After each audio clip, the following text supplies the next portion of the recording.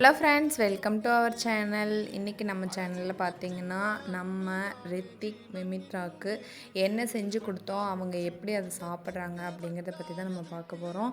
நான் எப்போவுமே என் குழந்தைங்களுக்கு பார்த்திங்கன்னா யூஸ்வலாக நான் வீட்டில் என்ன செய்கிறேனோ அதை தாங்க கொடுப்பேன். மற்றபடி அவங்களுக்கு தனியாக எங்களுக்கு தனியாக அப்படிங்கிறதெல்லாம் எதுவுமே கிடையாது. நாங்கள் கொஞ்சம் காரம்லாம் கொஞ்சம் கம்மியாகவே வந்து சேர்த்திக்குவோம். ரொம்ப அதிகமாக ஸ்பைசஸ் வச்சுக்க மாட்டோம். அந்த மாதிரி செஞ்சு நான் குழந்தைங்க எல்லோரும் ஒரே சாப்பாடு தான் சாப்பிடுவோம். சரிங்களா? இன்றைக்கி பார்த்திங்கன்னா நான் களியும் கருவாட்டு குழம்பும் செஞ்சுருக்கேங்க.